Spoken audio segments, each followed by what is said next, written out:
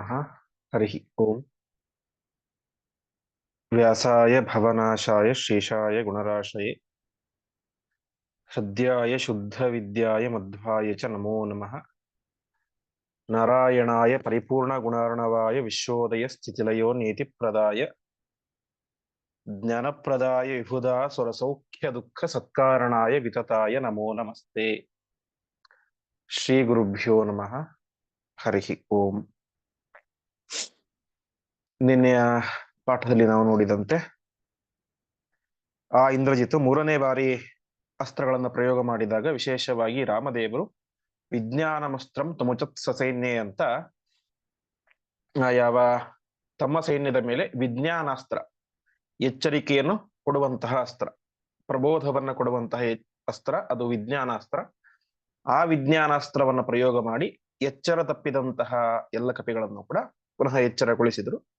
ಆವಾಗ ಮತ್ತೆ ವಿಶೇಷವಾಗಿ ಎಲ್ಲ ಕಪಿಗಳು ಕೂಡ ದೊಡ್ಡ ದೊಡ್ಡ ಪರ್ವತಗಳನ್ನ, ಮರಗಳನ್ನ ಕೈಲಿ ಹಿಡಿದುಕೊಂಡು ಜೋರಾಗಿ ಗರ್ಜನೆ ಮಾಡುತ್ತಾ ರಾಮದೇವರಿಗೆ ಜೈಕಾರವನ್ನ ಹಾಕಿದರು. ಪ್ರಶಂಸಮಾನಾಹ ರಘುವೀರ ಮುಚ್ಚೈಹಿ ಎಂಬುದಾಗಿ ಇಷ್ಟು ಅಂಶವನ್ನು ನಾವು ನಿನ್ನೆ ನೋಡಿದ್ವಿ. ಮುಂದೆ 169ನೇ ಶ್ಲೋಕದಿಂದ ಪಾಠ ಇಂದಿನದು. ಸುರೈಶ್ಚ ಪುಷ್ಪಂ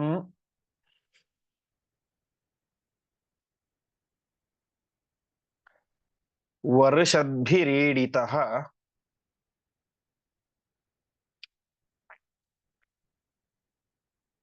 ತಸ್ಥೌ ಧನುಷ್ಪಾಣಿಃ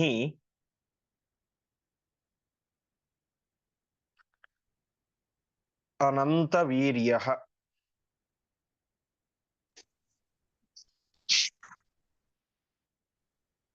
ಸ ರಾವಣಸ್ಯಾಥ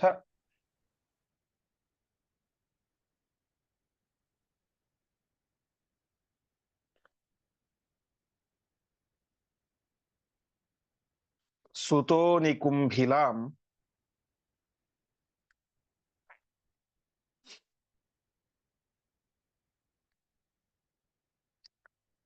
ಪುನಃ ಸಮಾಸಾದ್ಯ ಜುಹಾವ ಪಾವಕಂ.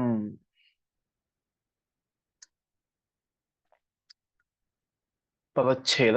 ಸುರೈಃ ಚ ಪುಷ್ಪಂ ವರ್ಷದ್ಭಿಃ ಈಡಿತಃ ತಸ್ಥೌ ಧನುಷ್ಪಾಣಿಃ ಅನಂತವೀರ್ಯಃ ಸಹ ರಾವಣಸ್ಯ ಅಥ ಸುತಃ ನಿಕುಂಭಿಲಾಂ ಪುನಃ ಸಮಾಸಾದ್ಯ ಜುಹಾವ ಪಾವಕಂ. ರಾಮದೇವರ ಆ ಒಂದು ದಿವ್ಯ ಕಾರ್ಯವನ್ನು ನೋಡಿ ಎಲ್ಲ ಕಪಿಗಳು ಕೂಡ ಜೋರಾಗಿ ಜೈಕಾರವನ್ನೆಲ್ಲ ಹಾಕಿದರು. ಆ ಕಡೆ ಅನಂತ ವೀರ್ಯ ಧನುಷ್ಪಾಣಿ, ಮಹಾಪರಾಕ್ರಮಿಯಾದಂತಹ ರಾಮದೇವರ ಈ ಒಂದು ದಿವ್ಯ ಕಾರ್ಯವನ್ನು ನೋಡಿ ಸುರೈಶ್ಚ ದೇವಾನುದೇವತೆಗಳು ಕೂಡ ಪುಷ್ಪಂ ವರ್ಷದ್ಭಿಹಿ ಪುಷ್ಪವೃಷ್ಟಿಯನ್ನ ಮಾಡಿದರು ಅಂತ. ಹಿಂದಿನ ನಾವು ಅನೇಕ ಸಲ ನೋಡಿದಂತೆ ಪದವನ್ನ ಕೆಲವೊಂದು ಕಡೆ ಬಿಡಿಸಿ ಹೇಳಿದ್ರೆ ಅದಕ್ಕೊಂದು ವಿಶಿಷ್ಟ ಅರ್ಥ ಇದೆ ಅಂತ. ಇಲ್ಲಿ ವರ್ಷದ್ಭಿಹಿ ಅಂತ ಹೇಳ್ಬೇಕಾಗಿತ್ತು, ಪುಷ್ಪಂ ವರ್ಷದ್ಭಿಹಿ ಅಂತ ಹೇಳಿದ್ದಾರೆ. ಅಂದ್ರೆ ಆ ಭಕ್ತಿಯ ಭಾವದಿಂದ ನಿಧಾನವಾಗಿ ಸುರಿಸ್ತಾ ಇದ್ರು ಪುಷ್ಪವೃಷ್ಟಿಯನ್ನ, ಸುಮ್ಮನೆ ಒಟ್ಟಿಗೆ ಜೋರಾಗಿ ಹಾಕ್ಲಿಲ್ಲ.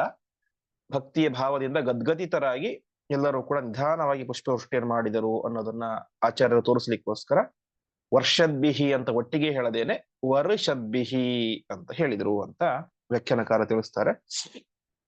ಹೀಗೆ ಎಲ್ಲ ದೇವಾನುದೇವತೆಗಳು ಕೂಡ ಪುಷ್ಪವೃಷ್ಟಿಯನ್ನು ಮಾಡಿ ಅವರಿಂದ ಈಡಿತಃ, ಈಡಿತ ಅಂತಂದ್ರೆ ಸ್ತುತಿಸಲ್ಪಟ್ಟಂತಹ ಯಾವ ಧನುಷ್ಪಾಣಿ, ಕೈಯಲ್ಲಿ ಧನುಸ್ಸನ್ನು ಹಿಡಿದಂತಹ ರಾಮದೇವರು ತಸ್ಥೌ ಯುದ್ಧ ಮಾಡ್ಲಿಕ್ಕೆ ಅಂತ ತಯಾರಾದರು, ರೆಡಿಯಾದರು.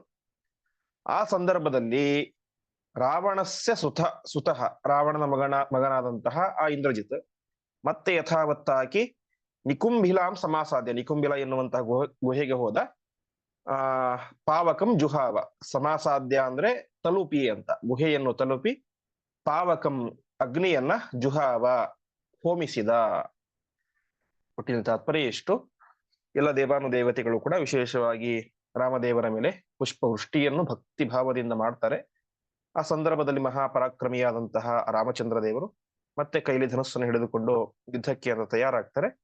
ಅದನ್ನು ನೋಡಿದಂತಹ ಇಂದ್ರಜಿತ್ ಮತ್ತೆ ನಿಕುಂಬಿಲ ಗುಹೆಗೆ ಹೋಗಿ ಹೋಮವನ್ನು, ಆಭಿಚಾರಿಕ ಹೋಮವನ್ನು ಮಾಡ್ಲಿಕ್ಕೆ ಅಂತ ತಯಾರಾದ. ಮುಂದೆ ಏನಾಯಿತು? ವಿಭೀಷಣೋತ್ಥಾಹ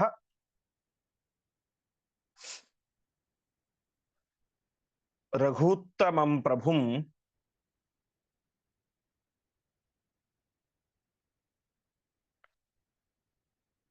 ನಿಯೋಜಯಾದ್ಯೈವ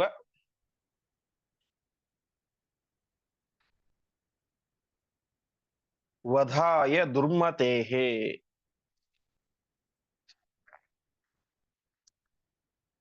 ಕೃತಾಗ್ನಿಪೂಜೋ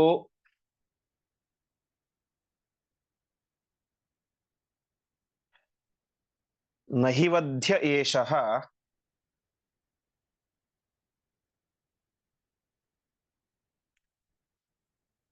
ವರೋ ವಿಧಾತುಃ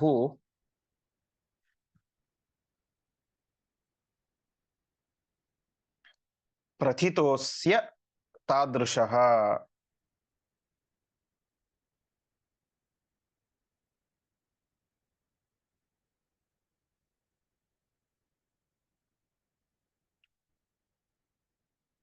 ಪದಚ್ಛೇದ.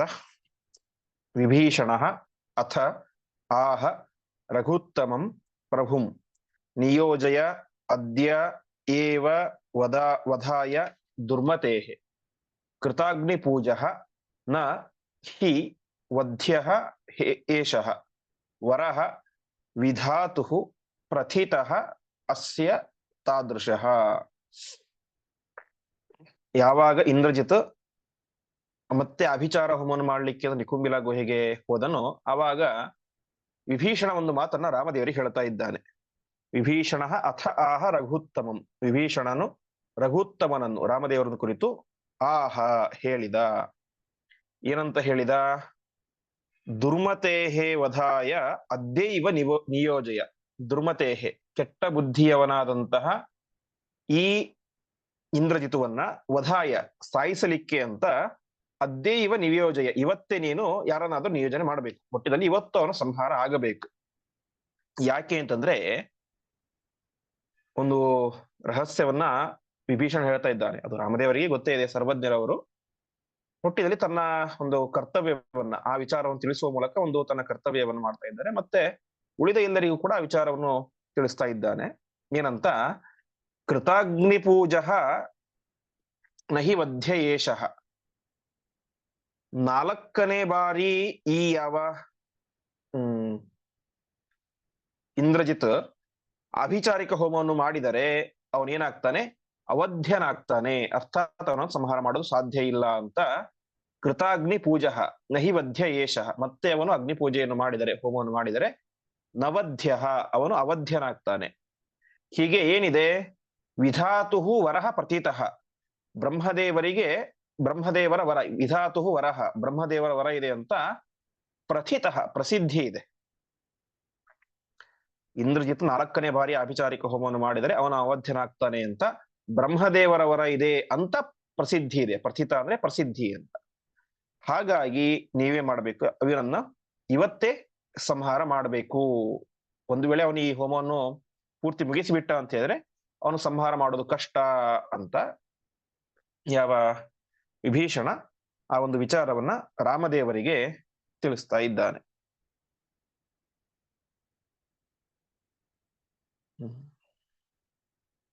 ಮುಂದಿನ ಶ್ಲೋಕ. ನವೈವಧಂ ರಾಮ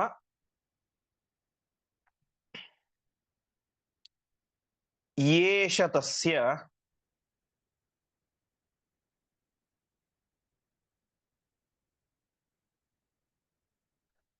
ಪಲಾಯಿತಸ್ಯ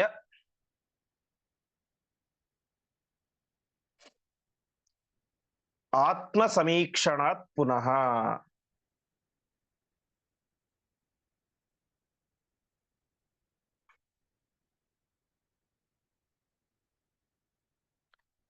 ಸತ್ವೋಜ್ಜಿತೋಸಾವಪಿ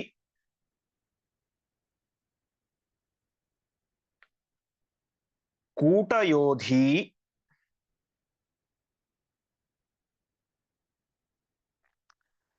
ನಮೇ ವಧಾರ್ಹೋ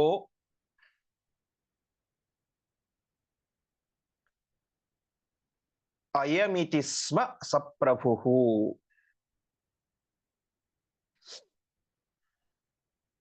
ಪದಚ್ಛೇದ ನ ವೈ ವಧಂ ರಾಮ ರಾಮಃ ಯೇಷ ತಸ್ಯ ಪಲಾಯಿತಸ್ಯ ಆತ್ಮಸಮೀಕ್ಷಣಾತ್ ಪುನಃ ಸತ್ವೋಜ್ಜಿತಃ ಅಸೌ ಅಪಿ ಕೂಟಯೋಧಿ ನ ಮೇ ವಧಾರ್ಹಃ ಅಯಂ ಇತಿ ಸ್ಮ ಸಹ ಪ್ರಭುಃ.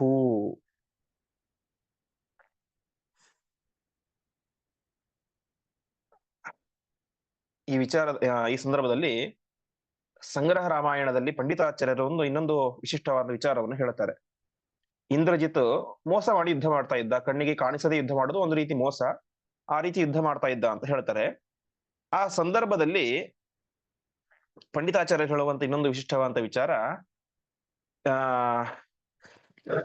ಕಪಿಗಳೆಲ್ಲರೂ ಕೂಡ ಸೇರಿಕೊಂಡು ಇಂದ್ರಜಿತನೊಟ್ಟಿಗೆ ಯುದ್ಧ ಮಾಡ್ಲಿಕ್ಕೆ ಅಂತ ತಯಾರಾದ್ರು.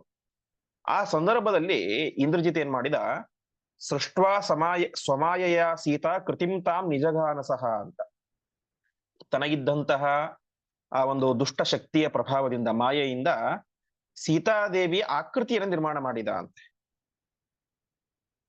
ವಾಸ್ತವಿಕವಾಗಿ ಅಶೋಕವನ, ಲಂಕೆಯ ಅಶೋಕವನದಲ್ಲಿ ಇರುವುದೇನೆ ಸೀತಾದೇವಿ ಆಕೃತಿ, ಮೂಲ ಸೀತಾದೇವಿ ಏನಲ್ಲ.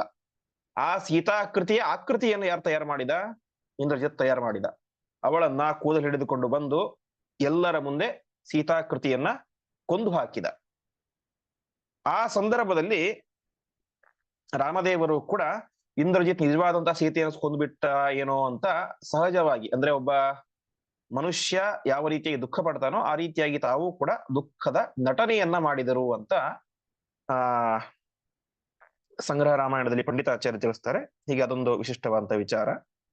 ಇಷ್ಟಾದ ಮೇಲೆ ಯಾರು ನಿಕುಂಬಿಲ ಗುಹೆಗೆ 4ನೇ ಬಾರಿ ಹೋಮ ಮಾಡ್ಲಿಕ್ಕೆ ಅಂತ ಇಂದ್ರಜಿತ್ ಹೋದ. ಅಷ್ಟು. ಈ ಸಂದರ್ಭದಲ್ಲಿ ರಾಮದೇವರು ಅವನನ್ನು ಸಂಹಾರ ಮಾಡಬೇಕು ಅಂತ ತಾವು ಬಯಸಲಿಲ್ಲ, ತಾವು ಅವನು ಸಂಹಾರ ಮಾಡಬೇಕು ಇಚ್ಛೆ ಪಡಲಿಲ್ಲ ಅಂತ ಹೇಳ್ತಾ ಇದ್ದಾರೆ. ಯಾಕೆ ಅಂತಂದ್ರೆ, ನವೈವಧಂ ರಾಮ ಈಯೇಷ ತಸ್ಯ ಪಲಾಯಿತಸ್ಯ ಆತ್ಮ ಸಮೀಕ್ಷಣಾ ಪುನಃ. ಯಾವಾಗ ರಾಮದೇವರ ಕಣ್ಣಿಗೆ ಇಂದ್ರಜಿತ್ ಬಿದ್ನು, ಆತ್ಮ ಸಮೀಕ್ಷಣ, ತನ್ನ ದೃಷ್ಟಿಗೆ ಯಾವಾಗ ಇಂದ್ರಜಿತ್ ಬಿದ್ನೋ ತಕ್ಷಣ ಅವನೇ ಮಾಡಿದ, ಪಲಾಯಿತ, ನೇರವಾಗಿ ನಿಂತ್ಕೊಂಡು ಯುದ್ಧ ಮಾಡಲಿಲ್ಲ, ಪಲಾಯಿತನಾದ, ಓಡಿ ಹೋಗ್ಬಿಟ್ಟ. ಹಾಗಾಗಿ ಸಾಮಾನ್ಯವಾಗಿ ಜಗತ್ತಿನಲ್ಲಿ ಓಡಿ ಹೋಗುವಂತವ್ರು ಯಾರು? ದುರ್ಬಲರು. ತಮಗಿಂತ ಪರಾಕ್ರಮಶಾಲಿ ಎದುರುಗಡೆ ಬಂದರೆ ಸಾಮಾನ್ಯವಾಗಿ ದುರ್ಬಲರು ಓಡಿ ಹೋಗ್ತಾರೆ.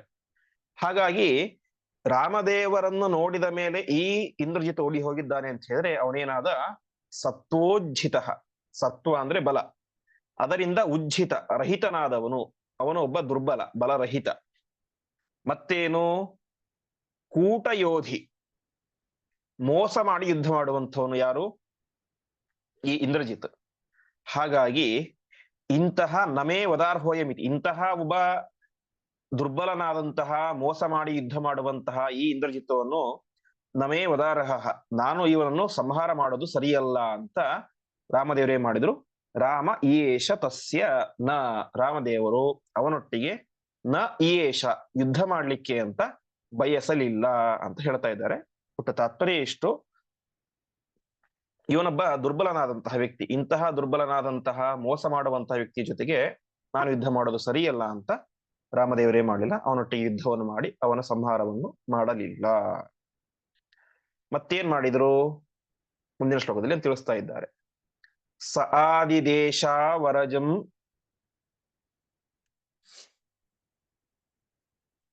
ಜನಾರ್ದನೋ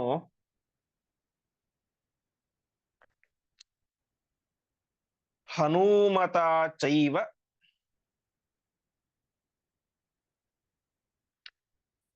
ವಿಭೀಷಣೇನ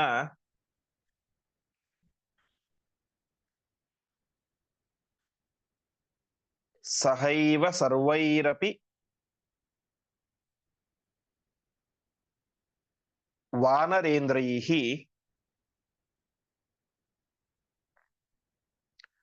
ಯಯೌ ಮಹಾತ್ಮ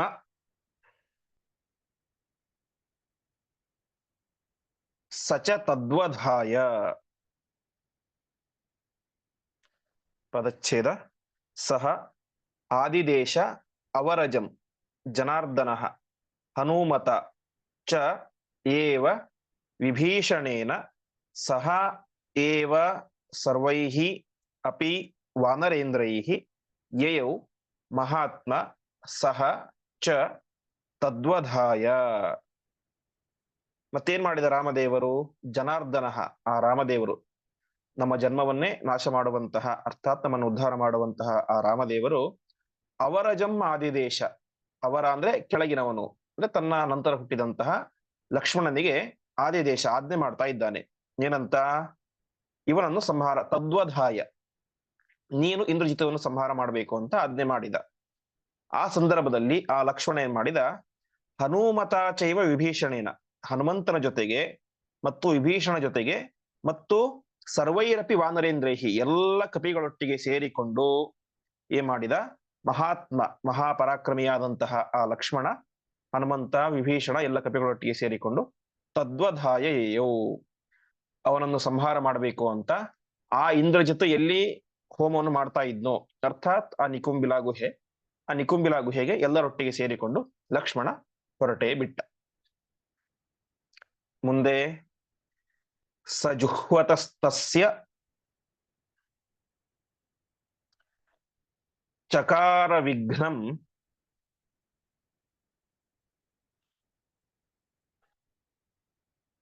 ಪ್ಲವಂಗಮೈಸೋಥ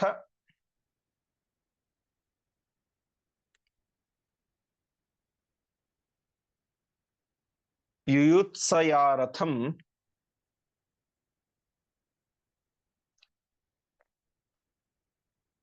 ಸಮಾಸ್ಥಿತಃ ಕಾರ್ಮುಕ ಬಾಣಪಾಣಿಃ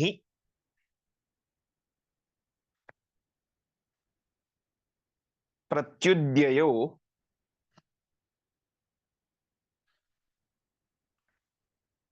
ಲಕ್ಷ್ಮಣಮಾಶು ಗರ್ಜನ್.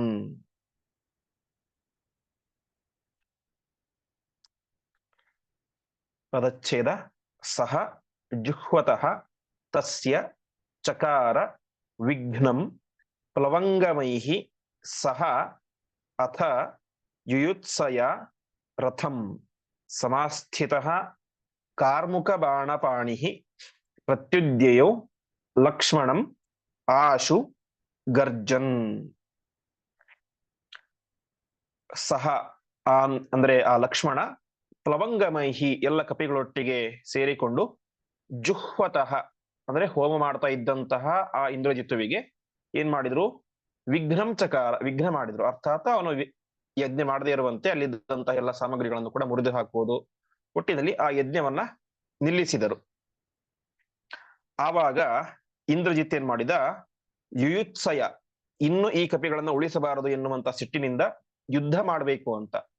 ಯುಯುತ್ಸ ಅಂತಂದ್ರೆ ಯೋದ್ಧುಂ ಇಚ್ಛಾ, ಯುಯುತ್ಸ ಯುದ್ಧ ಮಾಡುವ ಇಚ್ಛೆ.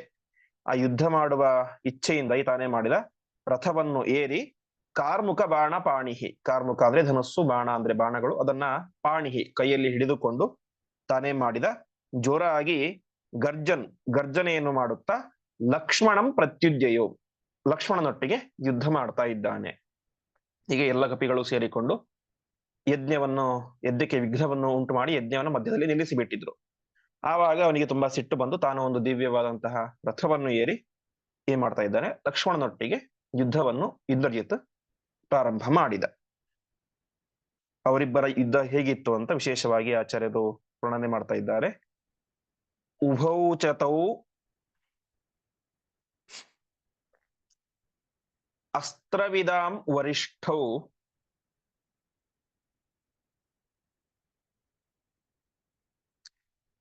ಶರೈಃ ಶರೀರ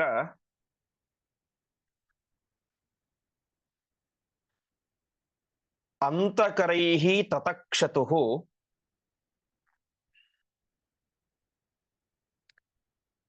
ದಿಶಶ್ಚ ಸರ್ವಾಹ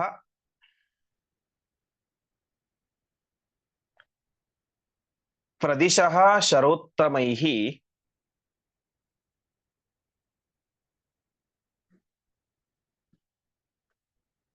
ವಿಧಾಯ ಶಿಕ್ಷಾಸ್ತ್ರ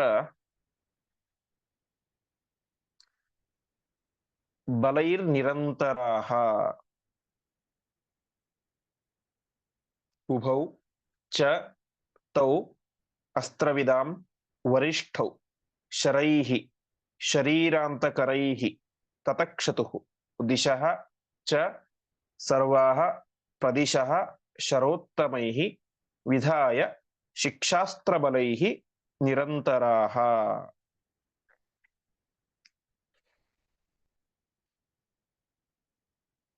ಉಭೌ ಆ ಇಬ್ಬರು, ಯಾರು? ಲಕ್ಷ್ಮಣ ಮತ್ತು ಇಂದ್ರಜಿತು. ಅವರಿಬ್ಬರು ಎಂಥವ್ರು ಅಂತಂದ್ರೆ ಅಸ್ತ್ರವಿದಾಂ ವರಿಷ್ಠವು, ಅಸ್ತ್ರವನ್ನು ತಿಳಿದಂಥವರಲ್ಲಿ, ವಿತ್ ಅಂತಂದ್ರೆ ತಿಳಿಯೋದು, ಅಸ್ತ್ರವನ್ನು ತಿಳಿದಂತಹ ಮಹಾಪರಾಕ್ರಮಶಾಲಿಗಳಲ್ಲಿ ಅವರಿಬ್ಬರು ಕೂಡ ವರಿಷ್ಠರು, ಶ್ರೇಷ್ಠರು, ಅಂದ್ರೆ ಒಟ್ಟಿನಲ್ಲಿ ಮಹಾಪರಾಕ್ರಮಶಾಲಿಗಳು. ಆ ಇಬ್ಬರು ಶಿಕ್ಷಾಸ್ತ್ರ ಬಲೈರ್ ನಿರಂತರಾಹ, ವಿಶೇಷವಾಗಿ ನಿರಂತರವಾಗಿ ಆ ಶಸ್ತ್ರಗಳ ಅಭ್ಯಾಸವನ್ನು ಮಾಡಿ ಮತ್ತು ಆ ಅಸ್ತ್ರದ ಬಲವನ್ನು ತಾವು ತಿಳಿದುಕೊಂಡು ಅದನ್ನು ನಿರಂತರವಾಗಿ ಅಭ್ಯಾಸ ಮಾಡಿದಂತಹ ದೊಡ್ಡ ಪರಾಕ್ರಮಿಗಳು ಇಂದ್ರಜಿತ್ ಮತ್ತು ಲಕ್ಷ್ಮಣ. ಲಕ್ಷ್ಮಣ ಇಂದ್ರಜಿತ್ ದೊಡ್ಡ ಪರಾಕ್ರಮಿಗಳು, ನಿರಂತರವಾಗಿ ಅಸ್ತ್ರಗಳ ಅಭ್ಯಾಸವನ್ನು ಮಾಡಿದಂಥವರು. ಅಂತಹ ಆ ಇಬ್ಬರು, ಯಾವ ಇಂದ್ರಜಿತ್ ಲಕ್ಷ್ಮಣರು ಏನ್ ಮಾಡಿದ್ರು? ದಿಶಶ್ಚ ಸರ್ವಾಹ ಪ್ರದಿಶಃ, ಎಲ್ಲ ದಿಕ್ಕುಗಳು ಮತ್ತು ವಿದಿಕ್ಕುಗಳು. ದಿಕ್ಕುಗಳು ಅಂದ್ರೆ ಪೂರ್ವ ಪಶ್ಚಿಮ ಉತ್ತರ ದಕ್ಷಿಣ. ವಿದಿಕ್ಕುಗಳು ಅಂತಂದ್ರೆ ಆಗ್ನೇಯ ನೈಋತ್ಯ ವಾಯುವ್ಯ ಈಶಾನ್ಯ. ಒಟ್ಟಿನಲ್ಲಿ ಎಲ್ಲ ದಿಕ್ಕುಗಳನ್ನು ಕೂಡ ತಮ್ಮ ಶರೋತ್ತಮೈಹಿ, ಅದ್ಭುತವಾದಂತಹ ಬಾಣಗಳಿಂದಾಗಿ, ಆ ಬಾಣಗಳು ಎಂಥವು? ಶರೀರಾಂತಕರೈಹಿ, ಆ ಬಾಣವನ್ನು ಯಾರಾದರ ಮೇಲೆ ಪ್ರಯೋಗ ಮಾಡಿದರೆ, ಒಬ್ಬ ವ್ಯಕ್ತಿಯ ಮೇಲೆ ಪ್ರಯೋಗ ಮಾಡಿದರೆ ಅದು ಶರೀರಾಂತಕರೈಹಿ, ಅವನ ಶರೀರವನ್ನೇ ನಾಶ ಮಾಡುವಂಥದ್ದು ಅದ್ಭುತವಾದಂತಹ ಬಾಣಗಳು. ಆ ಬಾಣಗಳಿಂದಾಗಿ ಅವರೇನ್ ಮಾಡಿದ್ರು? ಎಲ್ಲ ದಿಕ್ಕುಗಳು ವಿದಿಕ್ಕುಗಳನ್ನು ವಿಶೇಷವಾಗಿ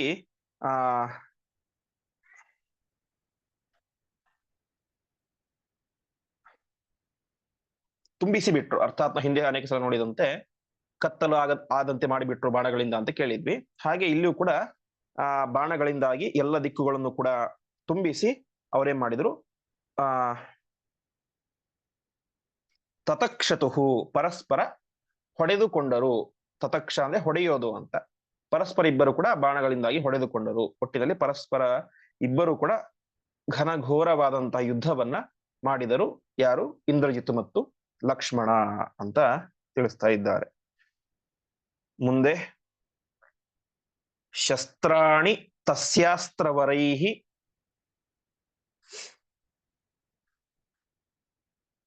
ಸ ಲಕ್ಷ್ಮಣಃ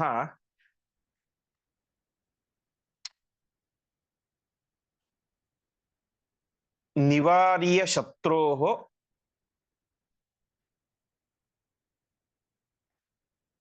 ಚಲ ಕುಂಡಲೋಜ್ವಲಂ.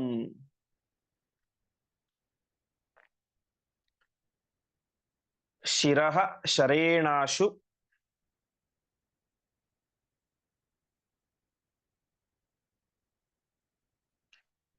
ಸಮುನ್ಮಮಾಥ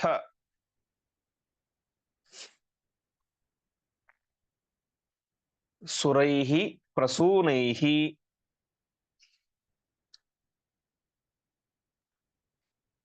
ಅಥ ಚಾಭಿವೃಷ್ಟಃ. ಪದಚ್ಛೇದ.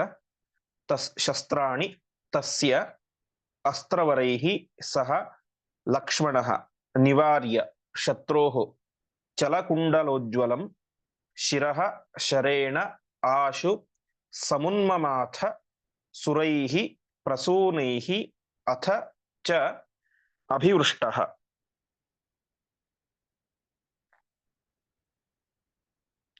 ಹೀಗೆ ಪರಸ್ಪರ ಇಬ್ಬರು ಕೂಡ ಯುದ್ಧ ಮಾಡ್ತಾ ಇದ್ದಾರೆ. ಆ ಸಂದರ್ಭದಲ್ಲಿ ಆ ಲಕ್ಷ್ಮಣ ಏನ್ ಮಾಡಿದ?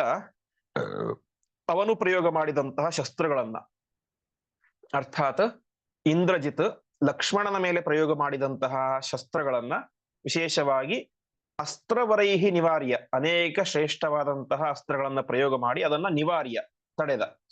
ಇಂದ್ರಜಿತ್ ತಾನು ಅನೇಕ ಶಸ್ತ್ರಗಳನ್ನ ಪ್ರಯೋಗ ಮಾಡಿದ, ಅದನ್ನ ಲಕ್ಷ್ಮಣ ಅಸ್ತ್ರಗಳಿಂದಾಗಿ ತಡೆದ. ಹೀಗೆ ಅನೇಕ ಯುದ್ಧ ಆಯಿತು. ಕೊನೆಗೆ ಯಾವ ಲಕ್ಷ್ಮಣ ಶತ್ರುವಾದಂತಹ ಆ ಇಂದ್ರಜಿತುವಿನ ಚಲಕುಂಡಲೋಜ್ವಲಂ, ಅವನ ಕಿವಿಯಲ್ಲಿ ಒಳ್ಳೆ ಕುಂಡಲಗಳನ್ನು ಹಾಕೊಂಡಿದ್ದ ಅಂತೆ. ಅವನು ಒಂದೊಂದು ಸಲ ಯುದ್ಧ ಮಾಡ್ತಾ ಇದ್ರೆ ಅಲಗಾಡ್ತಾ ಇದ್ರೆ ಆ ಕುಂಡಲಗಳು ಕೂಡ ಅಲಗಾಡ್ತಾ ಇತ್ತು ಇಂದ್ರಜಿತುವಿನ ಕಿವಿಯಲ್ಲಿದ್ದಂತಹ ಕುಂಡಲಗಳು. ಅಂತಹ ಚಲಕುಂಡಲೋಜ್ವಲಂ, ಚಲಿಸುವಂತಹ ಒಳ್ಳೆ ಕರ್ಣ ಕುಂಡಲಗಳಿಂದ ಶೋಭಿತವಾದಂತಹ ಅವನ ತಲೆಯನ್ನು, ತಲೆಯನ್ನ ಶರೇಣ ಆಶು ಸಮುನ್ಮಮಾಥ, ಒಂದು ಬಾಣದಿಂದಾಗಿ ಏನ್ ಮಾಡಿದ, ಸಮುನ್ಮಮಾಥ ಕತ್ತರಿಸಿ ಹಾಕಿಬಿಟ್ಟ. ಆ ಸಂದರ್ಭದಲ್ಲಿ ಸುರೈಹಿ, ಎಲ್ಲ ದೇವತೆಗಳು ಕೂಡ ಅವನ ಮೇಲೆ ಪ್ರಸೂನೈಹಿ ಅಭಿವೃಷ್ಟ, ಹೂವಿನ ಮಳೆಯನ್ನ ಗೆರೆದರು. ತಾತ್ಪರ್ಯ ಎಷ್ಟು, ಲಕ್ಷ್ಮಣನ ಮೇಲೆ ಇಂದ್ರಜಿತ್ ಶಸ್ತ್ರಗಳನ್ನ ಪ್ರಯೋಗ ಮಾಡ್ತಾನೆ, ಆ ಶಸ್ತ್ರಗಳನ್ನ ಲಕ್ಷ್ಮಣ ತಡಿತಾನೆ ಅಸ್ತ್ರಗಳಿಂದ. ಕೊನೆಗೆ ಉತ್ತಮವಾದಂತಹ ಕಿವಿಯ ಆಭರಣ ಹಾಕಿಕೊಂಡಂತಹ ಆ ಇಂದ್ರಜಿತುವಿನ ತಲೆಯನ್ನು ಬಾಣದಿಂದಾಗಿ ತೆಗೆದು ಇಂದ್ರಜಿತುವಿನ ಸಂಹಾರ ಮಾಡಿದ. ಆವಾಗ ಎಲ್ಲ ದೇವಾನುದೇವತೆಗಳು ಕೂಡ ಇವನ ಮೇಲೆ ಪುಷ್ಪವೃಷ್ಟಿಯನ್ನ ಮಾಡಿದರು ಅಂತ ತಿಳಿಸ್ತಾ ಇದ್ದಾರೆ. ಹೀಗೆ ಇನ್ನೊಂದು ದೊಡ್ಡ ಪರಾಕ್ರಮಶಾಲಿ ಅದು ಇಂದ್ರಜಿತ್. ಒಟ್ಟಿನಲ್ಲಿ ರಾಮಾಯಣದ ಯುದ್ಧದಲ್ಲಿ ನಮಗೆ ಕಂಡು ಬರುವಂತಹ ಮೂರು ಪರಾಕ್ರಮಶಾಲಿಗಳು ರಾವಣನ ಸೇನೆಯಲ್ಲಿ ಅಂತಂದ್ರೆ, ಒಂದು ರಾವಣ, ಕುಂಭಕರ್ಣ ಮತ್ತು ಇಂದ್ರಜಿತ್.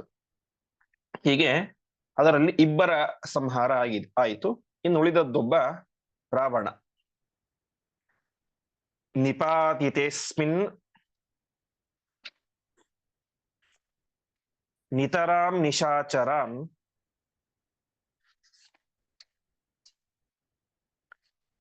ಪ್ಲವಂಗಮಾಹ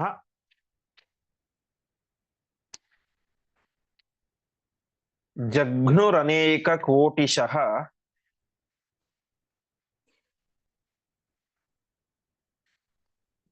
ಹತಾವಶಿಷ್ಟಾಸ್ತು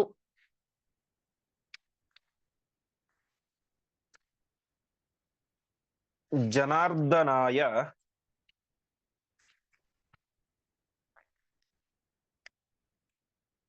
ದಶಾನನಾಯ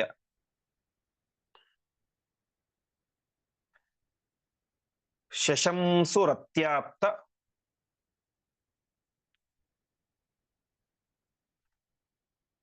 ಸುತಪ್ರಣಾಶಂ. ಪದಚ್ಛೇದ. ನಿಪಾತಿತೆ ಅಸ್ಮಿನ್ ನಿತರಾಂ ನಿಶಾಚರಾನ್ ಪ್ಲವಂಗಮಾಹ ಜಘ್ನುಃ ಅನೇಕ ಕೋಟಿಶಃ ಹತಾವಶಿಷ್ಟಾಃ ತು ದಶಾನನಾಯ ಶಶಂಸುಃ ಅತ್ಯಾಪ್ತ ಸುತಪ್ರಣಾಶಂ. ಅಸ್ಮಿನ್ ನಿಪತಿತೆ, ಈ ಇಂದ್ರಜಿತ್ ನಿಪತಿತೆ ಕೆಳಗಡೆ ಬಿದ್ದಾಗ, ಅರ್ಥಾತ್ ಸತ್ತು ಹೋದಾಗ, ಪ್ಲವಂಗಮಹ ಎಲ್ಲ ಕಪಿಗಳು ಕೂಡ ಅನೇಕ ಕೋಟಿಶಃ ನಿಶಾಚರಾನ್ ನಿತರಾಂ ಜಗ್ನುಹು, ಅನೇಕ ಕೋಟ್ಯಾನುಗಟ್ಟಲೆ ನಿಶಾಚರಾನ್ ರಾಕ್ಷಸರನ್ನ ಏನ್ ಮಾಡಿದ್ರು, ನಿತರಾಂ ಜಗ್ನುಹು ನಿರಂತರವಾಗಿ ಸಂಹಾರ ಮಾಡ್ತಾ ಇದ್ದಾರೆ. ಇಲ್ಲಿ ತನಕ ಇಂದ್ರಜಿತಿನ ಹೆದರಿಕೆ ಇತ್ತು. ಯಾವಾಗ ಇಂದ್ರಜಿತವೇ ಹೋಗಿಬಿಟ್ನೋ ಅವಾಗ ಎಲ್ಲ ಕೋಟ್ಯಾನುಗಟ್ಟಲೆ ರಾಕ್ಷಸರನ್ನ ಸಂಹಾರ ಮಾಡ್ತಾ ಇದ್ದಾರೆ. ಆವಾಗ ಹತಾವಶಿಷ್ಟಾಹ, ಅಳಿದು ಉಳಿದಂತಹ ಎಲ್ಲ ರಾಕ್ಷಸರು ಕೂಡ ದಶಾನನಾಯ ರಾವಣನ ಹತ್ತಿರ ಹೋಗಿ ಅವನ ಅತ್ಯಾಪ್ತ ಸುತ ಪ್ರಣಾಶಂ, ಅತ್ಯಂತ ಆಪ್ತ ಪ್ರೀತಿಯ ಮಗನಾದಂತಹ ಇಂದ್ರಜಿತು ಸತ್ತ ಎನ್ನುವಂತಹ ವಿಚಾರವನ್ನ ಶಶಂಸುಹು ತಿಳಿಸಿದರು. ಶಶಂಸ ಅಂತಂದ್ರೆ ತಿಳಿಸೋದು, ಅದಕ್ಕೆ ಪ್ರ ಅನ್ನುವಂತ ಉಪಸರ್ಗ ಸೇರಿಬಿಟ್ರೆ ಪ್ರಶಂಸು ಹೊಗಳಿದರು ಅಂತ ಆಗತ್ತೆ. ಹಿಂದೆ ಹೇಳಿದಂತೆ ಧಾತುವಿಗೆ ಒಂದು ಅಕ್ಷರ ಉಪಸರ್ಗ ಸೇರಿಬಿಟ್ರೆ ಅದರ ಅರ್ಥವೇ ಬದಲಾಗಿ ಬಿಡುತ್ತೆ. ಶಶಂಸು ಅಂತ ಹೇಳಿದ್ರೆ ತಿಳಿಸೋದು, ಪ್ರಶಂಸೆ ಅಂತನ ಕೇಳ್ತೀವಲ್ಲ ಕನ್ನಡದಲ್ಲಿ, ಪ್ರಶಂಸ ಅಂತೀರ ಹೊಗಳೋದು. ಹೀಗೆ ಒಟ್ಟಿನಲ್ಲಿ ಅವನ ವಿಚಾರವನ್ನ ತಿಳಿಸ್ತಾರೆ. ಅದನ್ನು ಕೇಳಿದಾಗ ರಾವಣ ಏನ್ ಮಾಡಿದ ಅಂತಂದ್ರೆ, ಸತನ್ನಿಶಮ್ಯ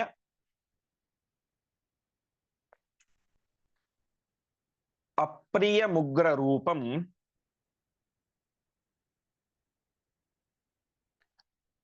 ಭೃಶಂ ವಿನಿಶ್ವಸ್ಯ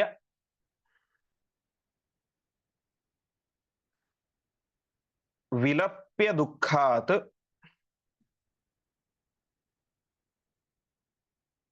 ಸಂಸ್ಥಾಪಯಾಮಾಸ ಮತಿಂ ಪುನಶ್ಚ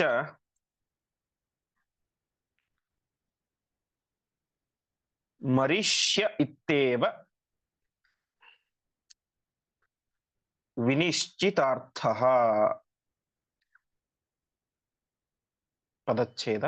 ಸಹ ತತ್ ನಿಶಮ್ಯ ಅಪ್ರಿಯಂ ಉಗ್ರರೂಪಂ ಭೃಶಂ ವಿನಿಶ್ವಸ್ಯ ವಿಲಪ್ಯ ದುಃಖಾತ್ ಸಂಸ್ಥಾಪಯಾಮಾಸ ಮತಿಂ ಪುನಃ ಚ ಮರಿಷ್ಯೇ ಇತಿ ಏವ ವಿನಿಶ್ಚಿತಾರ್ಥಃ.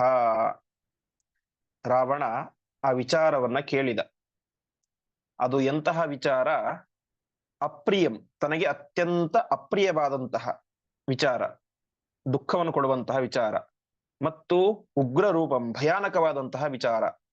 ಇಂದ್ರನನ್ನೇ ಗೆದ್ದಂತಹ, ದೇವತೆಯಾದಂತಹ, ಆ ದೇವತೆಗಳಿಗೂ ಒಡೆಯನಾದಂತಹ ಇಂದ್ರನನ್ನೇ ಗೆದ್ದಂತಹ ನನ್ನ ಪರಾಕ್ರಮಿಯಾದಂತಹ ಮಗ, ನನ್ನ ಪ್ರೀತಿಯ ಮಗ ಒಬ್ಬ ಸಾಮಾನ್ಯ ಮನುಷ್ಯನ ಕೈಲಿ ಸತ್ತ ಎನ್ನುವಂತಹ ವಿಚಾರವನ್ನು ಕೇಳಿ ಅವನಿಗೆ ಭಯ ಆಗಿಬಿಡುತ್ತು.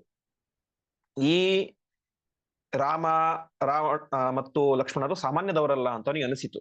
ಅದನ್ನು ಕೇಳಿ ಅವನೇ ಮಾಡಿದ, ಭೃಶಂ ವಿನಿಶ್ವಸ್ಯ, ದೀರ್ಘವಾದಂತಹ ಒಂದು ನಿಟ್ಟುಸಿರನ್ನ ಬಿಟ್ಟ. ವಿನಿಶ್ವಸ್ಯ, ನಿಟ್ಟುಸಿರನ್ನು ಬಿಟ್ಟ.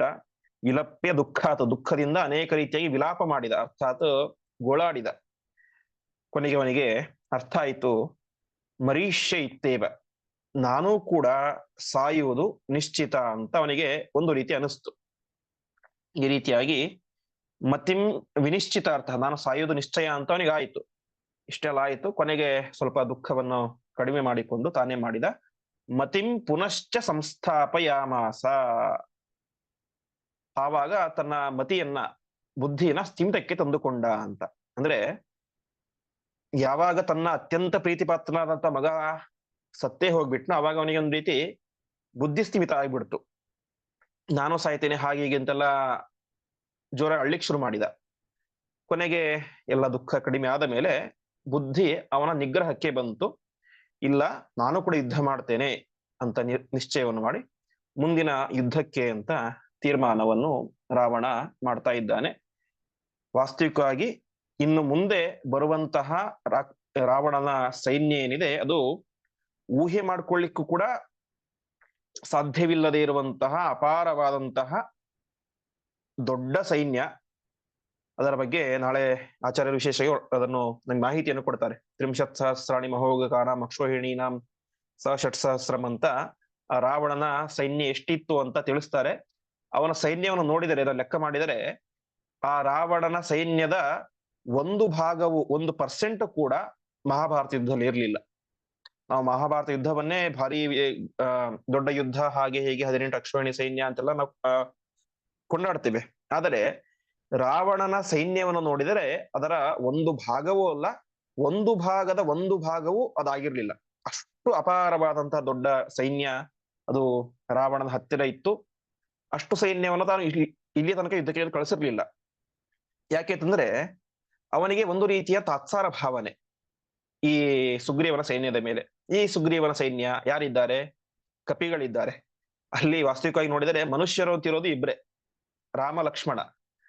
ಬಿಟ್ರೆ ಉಳಿದವರೆಲ್ಲ ಕಪಿಗಳು, ಪ್ರಾಣಿಗಳು, ಜಾಂಬವಂತ, ಕರಡಿ. ಹೀಗೆ ಈ ಕಪಿಗಳು, ಈ ಕೋತಿಗಳು, ಈ ಒಬ್ಬ ಸಾಮಾನ್ಯ ಮನುಷ್ಯ ನನ್ನಂತಹ ಮಹಾಪರಾಕ್ರಮಿಯಾದಂತಹ ಈ ಒಂದು ರಾವಣನ ಸೈನ್ಯ ಎದುರಿಸಲಿಕ್ಕೆ ಹೇಗೆ ಸಾಧ್ಯ ಅಂತ ಸುಮ್ಮನೆ ಸೈನ್ಯದ ಒಂದು ಭಾಗವನ್ನು ಮಾತ್ರ ಕಳಿಸಿದ್ದ.